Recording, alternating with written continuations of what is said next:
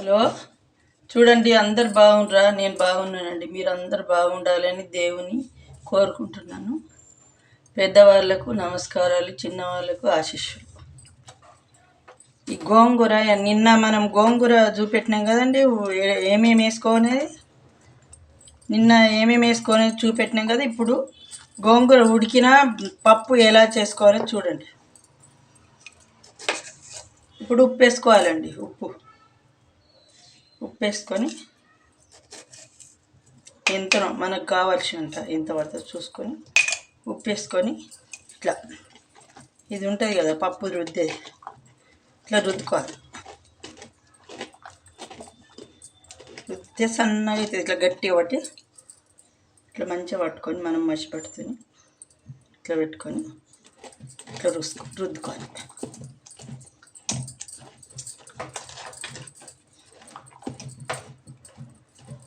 గోంగూర అంటే నాకు చాలా ఇష్టం అండి. గోంగూర ఎప్పుడు వారానికి 2 సార్లు 3 సార్లు గోంగూర తెచ్చుకొని తింటూనే ఉంటా. వాళ్ళు ఏమైనా వేరే కూరలు చేసుకుంటే నేను గోంగూరనే ఇష్టం నాకు. మళ్ళీ వండినా ఇంకో 2 రోజుల దాకా తింటా. పక్కకు పెట్టుకుంటా, నేనే తింటా. ఇంట్లో ఎవరు తిన్నా సరే వాళ్ళు తినకపోతే వాళ్ళు వేరే కూరలు వండుకుంటారు, నేనేమో గోంగూర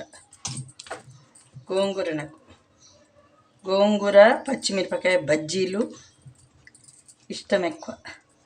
మటన్లు చికెన్ అంటే అంత ఇష్టం ఉండదండి నాకు. కూరగాయలే, వంకాయ, ముద్దొంకాయ, ఇవి ఇట్లాంటివి ఇష్టం నాకు. ఇట్లా రుద్దుకోవాలి.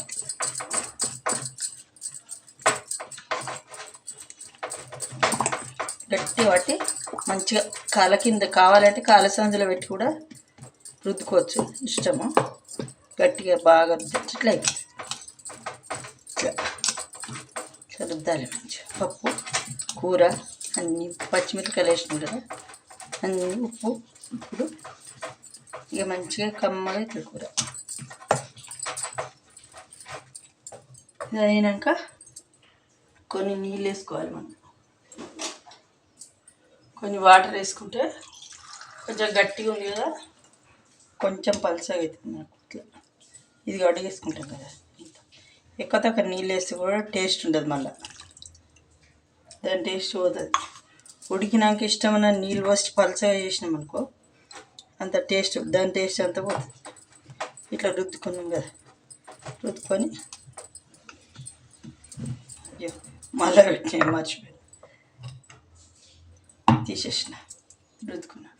పప్పు గుత్తి తెలుసు కదండి మీకు, ఊళ్ళో మనకు పప్పు గుత్తి ఉంటుంది. తెలంగాణలో పప్పు రుద్దేదంటే ఎవరైనా ఇస్తారు.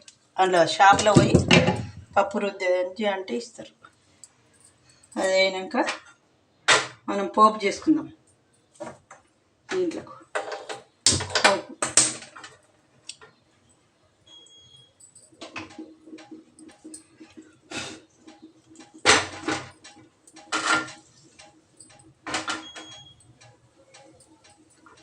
పోపు చేసుకుంటే నూనె వేసుకొని,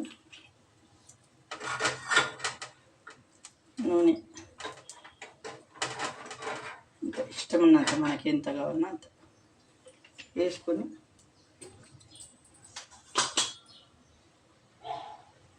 ఆవాలు,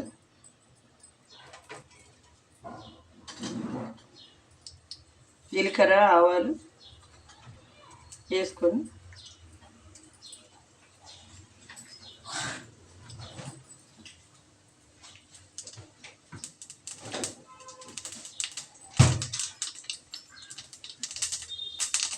జీలకర్ర ఆవాలు వేసుకొని కొంచెము కరివేపాకు వేసుకోవాలి.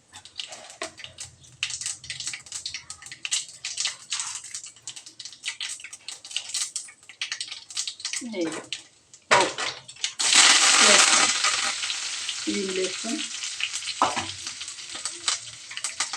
ఎల్లిపాయలు లాస్ట్ బంద్ చేసినాక అయినా సరే కొంచెం మొత్తం దించేటప్పుడు ఎల్లిపాయలు పోపుకి వేసుకోవాలి. ఇట్లా ఎక్కువ వేయద్దు. ఎల్లిపాయలు ఎక్కువ వేగితే దాన్ని వేస్ట్, అది ఎల్లిపాయలు అనేది పవర్ పోతుందండి. ఎక్కువ గోలి వద్దు ఎల్లిపాయలు. ఇట్లా పసుపు వేసుకోవాలి. కొంచెం ఎంతనో ఉంటుంది. ఇలా తగినంత. చాలా పురుగు అనుకో ఎక్కువ వేసుకోవాలి, కొంచెం ఉందనుకో తక్కువ వేసుకోవాలి. ఇది నిన్న గోంగూరకు పోపు రుద్ది పోపు ఎలా వేసుకోవాలో చూపిస్తాను. అయిపోయింది. వేసి గోంగూర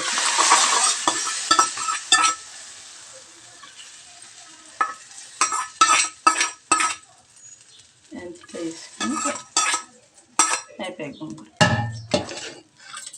కొంచెం ఇట్లా పోపు వేసినాం కదా, కొంచెము ఇట్లా ఉడకనియాలి. కొంచెం ఉడకనియాలి. కొంచెం ఉడకనిచ్చేసి గుబ్బ గుబ్బ అంటుంది, కుట అని ఉడుకుతుంది కదా. ఉడికిన తర్వాత తీసేయాలి.